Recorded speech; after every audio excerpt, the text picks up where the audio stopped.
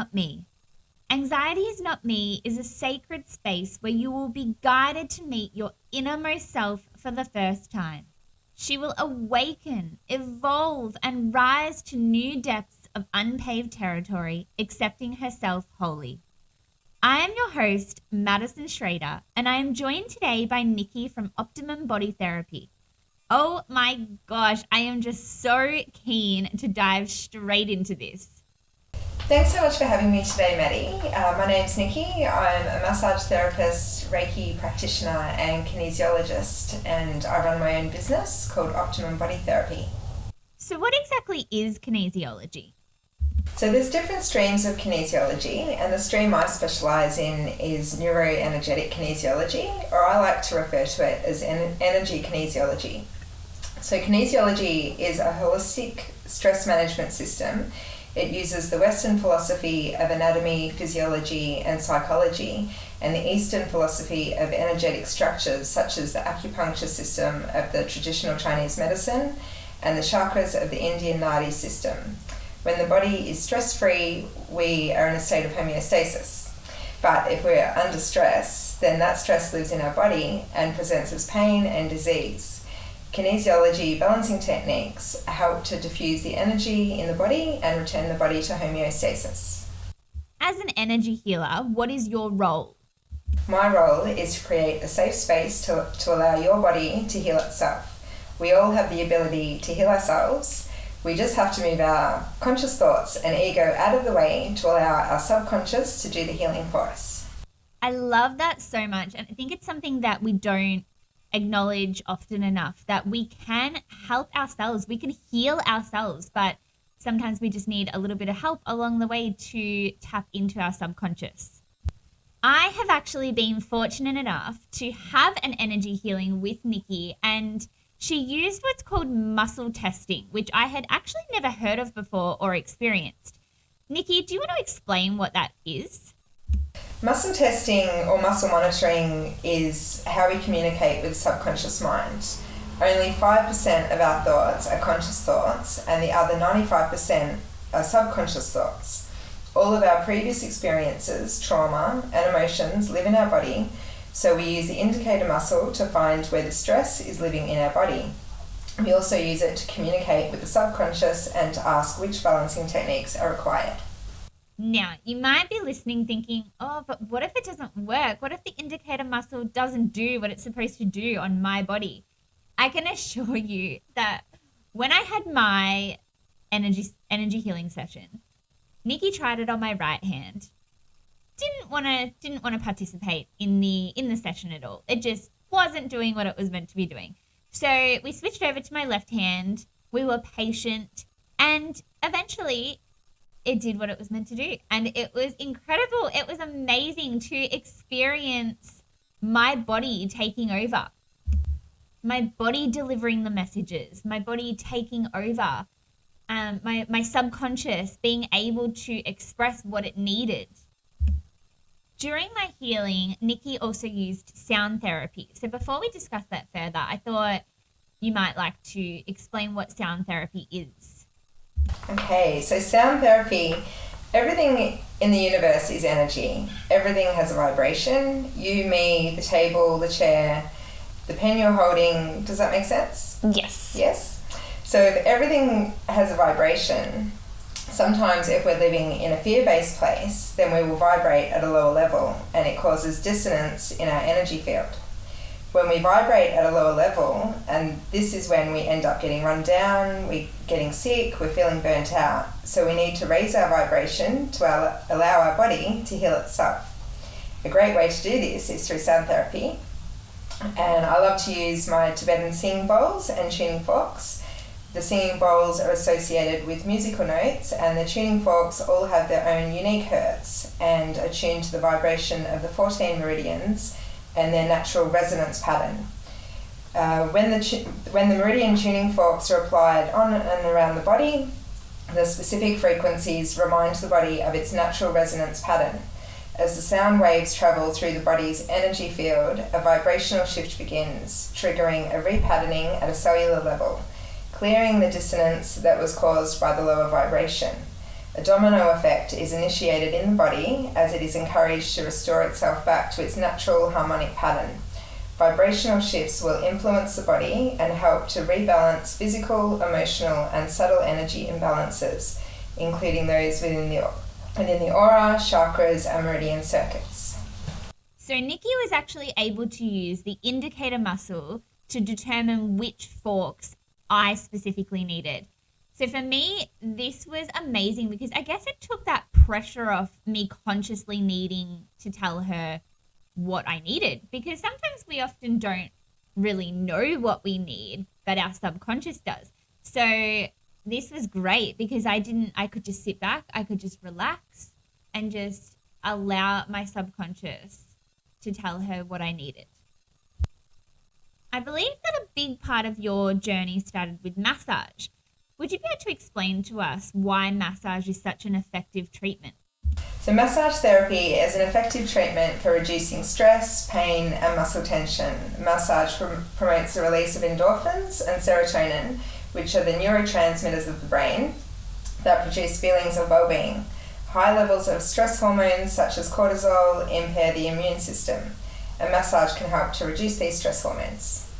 What conditions does it benefit, and more specifically, how does massage benefit a person suffering from anxiety? So massage can help with anxiety. It can also help with autoimmune diseases, depression, digestive disorders, fibromyalgia, headaches, high blood pressure, Parkinson's disease, pregnancy, soft tissue strains or injuries, sports injuries, and stress-related insomnia. Massage therapy can help the body to relax, which in turn can help let go of anxious and fearful thoughts. It can relieve muscle pain and tension, it improves circulation and increases flexibility. As a relaxation technique, massage therapy can work to manage the fight or flight response or stress reaction that is typically overactive among people with anxiety disorders. The fight or flight reaction is responsible for causing fearful thoughts and reactions that often far outweigh any actual threat in the environment. Massage therapy helps to calm the parasympathetic nervous system by eliciting the relaxation response, reducing tension, lowering your heart rate, and generally making a person feel calmer. I just want to touch on how incredibly important it is to find a way to allow your body to deactivate the fight-flight response when it's not necessary for it to be activated. For me personally, I basically live with an activated fight-flight response all day, every day. And I guess you would say the detriment that has caused me is weight gain. I have always struggled with my weight. I eat well. I have tried eating junk food to try and gain weight. I have tried all the healthy options. I have tried absolutely everything that is written in the book. I have gone to so many different doctors, so many different specialists. All tests always come back clear. There's no reason that I shouldn't be gaining weight. Then I discovered that it's my fight-flight response that doesn't allow me to gain weight. I burn off the nutrients so quickly because it's always activated that no matter how much I eat, I burn it off too quickly. So basically I need to eat more than what I should really be required to. So finding a way to calm that fight-flight response is so important to your overall health as well. Okay, this is what I have been hanging out for all morning. I'm so excited about this and so excited to hear more about this. This woman has gone above and beyond, and I am so proud to have her join me today to share her own creation she has developed, an infusion of kinesiology and Reiki with crystal healing and flower essences. First, I just want to check, Nikki, is this method safe for anyone? So when I first started my business, I was doing massage therapy only. Then I had my Reiki attunement and commenced learning kinesiology. I was offering a session of massage and Reiki, and during these sessions, I felt compelled to use a singing bowl or a tuning fork. So I'd work out which bowls and forks to use based on the client's issues or their emotions, and then I'd pick a flower essence to spray to finish at the end of the session. Recently, this has morphed into a new session called MRK Fusion. which is massage, Reiki, and kinesiology. It's a unique 2-hour session that fuses 3 modalities together and starts with setting an intention for the session, followed by a 1-hour massage which gives clues as to where the stress is living in the body, then the hands-on Reiki healing. To finish the fusion, I use the kinesiology technique of muscle monitoring to ask the client exactly what they need to complete their session. That can be anything from sound therapy using the singing bowls and tuning forks, oracle cards, crystals, colour therapy, flower essences, essential oils, and flower essence mists. Generally, the MRK fusion session is safe for most people. If you have a pacemaker or anything metal in your body, then Reiki and tuning forks aren't really recommended. For pregnant ladies, tuning forks can induce a detox, so it would be best to exclude those from the session, but otherwise massage and Reiki are fine. A full sound session of 20 minutes or so could be exhausting for those with cancer, but during an MRK fusion session, they're only used for a few minutes, which can actually be relaxing for them. How brilliant does that sound? Oh, it just gives me goosebumps. During my Reiki session, Nikki usually follows a pattern with where she puts her hands in a particular order. But for me, she actually had to do it in a different order because she had to listen to my subconscious. And when she got to my throat, she felt compelled to ask if I was okay to have her hands there. And this is actually where I learnt, or I should say where I gained more insight as to why my throat chakra is so blocked. Nikki was the one that saw a man holding my throat in a past life. So this is still a mystery that I am slowly uncovering through more and more healing. She needed that permission from my conscious state of mind that it was okay for her to touch my throat because of the trauma that is still there from my past lives. After my session, I was craving sweets and I was so thirsty, indicating that I was very dehydrated as well. Now, the fun part. I want to expand a little bit more on your crystal healing and something that was very, very new to me, flower essences. During my session, my subconscious called for a flower essence under my tongue, and I think it was 2 mists placed over me. So cool, such a trusting and foreign experience to me, so I really, really enjoyed this part of the session. How do these aid your treatments and the healing of your clients? I began using crystals in November 2019, right as I was feeling irritable and stuck in my boring office job, wondering, is this what my life has become? So I bought a few crystal bracelets. A few weeks later, after having my first Reiki session, I decided to go back into massage therapy, which I studied back in 2016, 2017. But life got in the way back then, and I only worked in the field for about 8 months. So I started up my business again in January 2020, and by May 2020, after the first COVID lockdown, I visited a large crystal store, and as I'm an empath, the energies of the crystals were quite overwhelming in the store. But I purchased several of them and brought them home to my healing room, and so my love of crystals began. I soon discovered a small family business in our local area called the Happy Hippie Crystals, and my addiction and collection grew.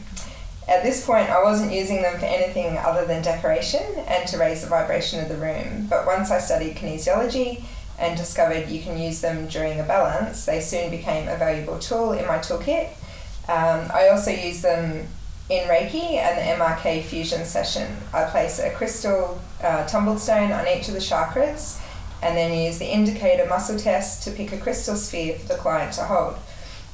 During the kinesiology stage of the fusion session, I'll ask if there are any other crystals required to assist the client in diffusing their energy and stress. Then I use a reference chart which tells me the emotions and physical attributes related to the crystal, and using the indicator muscle, the subconscious mind of the client will tell me which emotions they need the crystal for.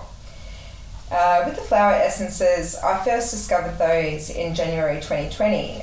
During the fires of January 2020, I was feeling really anxious and fearful, even though the risk to myself personally was completely disproportionate to the anxiety I was feeling. A Facebook ad popped up one day for the naughty naturopath mum and her flower essences, so I purchased a couple and found they really helped my emotional well-being. Along with my crystal addiction, I also purchased many of the flower essences. Once I started the kinesiology course, we were told flower essences are a great tool to help balance the energy field, so I knew I was on the right path. And I now use them in the kinesiology sessions and the MRK fusion session in the same way that I picked crystals, by using the indicator muscle to ask the subconscious which flower essence they need to diffuse their stress. And I also sell crystal bracelets and chakra stone sets and the flower essences, so often during a session, sometimes the ones that are up for sale will pop up during a muscle test, and so then I advise the client they're welcome to purchase a crystal or a flower essence to continue their healing at home. I think it's pretty safe to say that my listeners have clued in that I love crystals and have such belief in them. So have you always loved crystals? So the very first crystal I bought was in Bali in Feb 2017. So I haven't been into crystals all that long, really. But it was a rose quartz pendant, and when I was running my massage therapy business back in 2017, I had a couple of energy healer clients who told me rose quartz is a great crystal to start with. It's for the heart chakra and for self-love and forgiveness. But it wasn't until 2020 that I ventured out and began purchasing more crystals, and I think I have about 60 different crystals now. Are there any in particular that you would recommend for someone who's just starting their collection? The best way to pick a crystal is to listen to your gut, that is your subconscious mind, and pick the ones you are drawn to. What is good for one person might not be the best for another. I found whenever I was buying a new crystal, I would pick the one I wanted, then look at the meaning, and it would always resonate with however I was feeling at the time or what I wanted to bring into my life. Another crystal I would highly recommend is Selenite. It's great for cleansing, not only yourself, but your other crystals too. I use selenite every day in my healing room under the massage table to help clear energy from my clients and for clearing energy of crystals that have been used on clients. And what are the best ways to utilize your crystals at home? So I began using crystals by wearing them on me in the form of bracelets and necklaces or tumbled stones that I'd put in my pockets. Some people like to purchase crystals for their home because they are attracted to them and use them purely as decoration. Other people like to use specific crystals in the corners of different rooms to protect and enhance the energy of that room, or to bring in things like wealth, good health, and abundance. My favourite crystal to help with anxiety personally is lepidolite.